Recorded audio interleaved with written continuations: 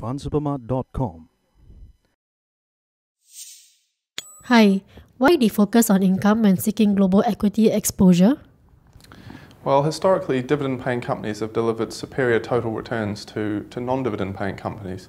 In fact, an interesting study that we've seen from CLSA, a research house, showed that the highest quintile of dividend-paying stocks was the best performer since 1995.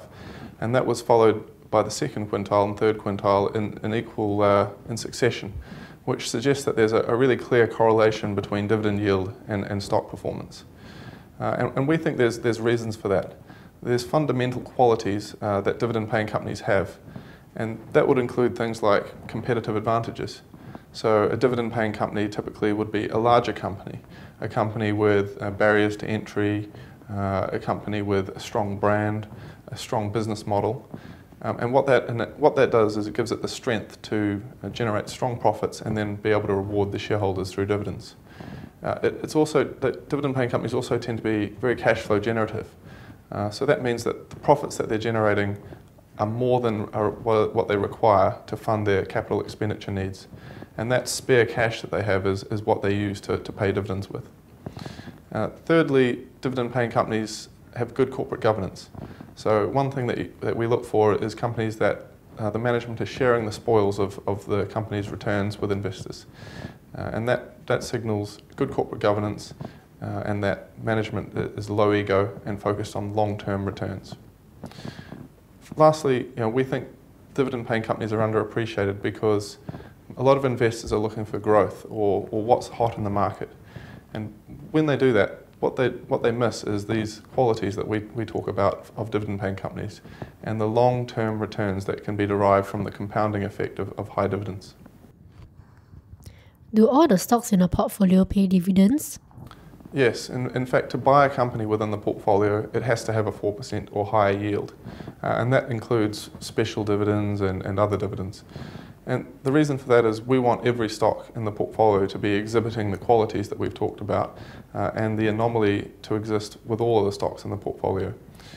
In that way, every stock within the fund is paying its way, and we can deliver a high overall yield to investors. In addition to a high dividend yield, what other factors do you look out when picking companies to invest in? Yeah, it's important because a high dividend yield alone is not necessarily attractive. There are lots of companies that may be value traps with high dividend yields that are in decline or have stretched balance sheets. We're looking for companies that have not just a high dividend yield, but also a growth and sustainability. In terms of growth, we're looking for those that can generate earnings and dividend growth of over 5% per year. And that signals to us that the company's dynamic, it's got a strong future, and that they tend not to be value traps. In terms of sustainability, we're looking for companies that have modest levels of debt because we want companies that can survive through any downturn in the business environment or the economic environment, and also companies that have relatively modest payout ratios, so typically good dividend cover over 1.25 times. And that tells us that the company is not over-distributing, it's retaining some of the profits within the company and reinvesting that to drive growth in the future.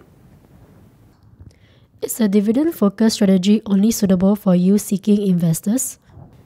No, there are a lot of investors that favour this sort of a strategy for the high yield that it offers, but we think from a total return perspective, not only have dividend-paying stocks outperformed over the long term, they've also offered a defensive performance profile. And a lot of more conservative investors find that very attractive because what that means is when the market falls, dividend-paying companies tend to fall by less, and that's because they have yield support and they have a measure of quality. So investors can benefit from the defensive qualities of dividend-paying companies, but when growth is included as well, they can generate strong upside performance when markets rise as well. Can you share some recent strategies on the fund? Yes, in 2013 the market performed fantastically well, and the fund kept up with that market, largely due to the growth that we were incorporating into the fund and increasing beta through the likes of asset managers and casino stocks within the likes of Macau. In 2014, we've started to move the fund more defensively because we feel that markets are reaching a more fair valuation.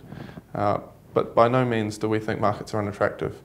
In fact, what we're looking to do at present is to reduce market sensitivity within the fund, but to increase economic sensitivity. So we've been trimming positions that have performed well in some of our growth names, and adding to stocks where we see more attractive valuations in the energy sector, for example, and to other areas of the market, including Europe as well. Where are you seeing opportunities in the market at the moment? At the stock level, we see a lot of opportunities in the consumer sector, and that's because there's a lot of strong franchises in the consumer sector where companies have strong brands, and that can drive long-term earnings growth, so secular growth. One example would be Hugo Boss. So there's a strong company. It has a very low level of debt, has a 4.1% dividend yield, and it's rolling out flagship stores in Asia, building out its presence. Meanwhile, its European markets are also recovering. So we're expecting that company can deliver between 10 and 15% earnings and dividend growth over the next few years.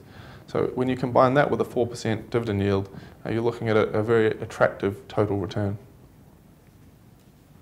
Thank you.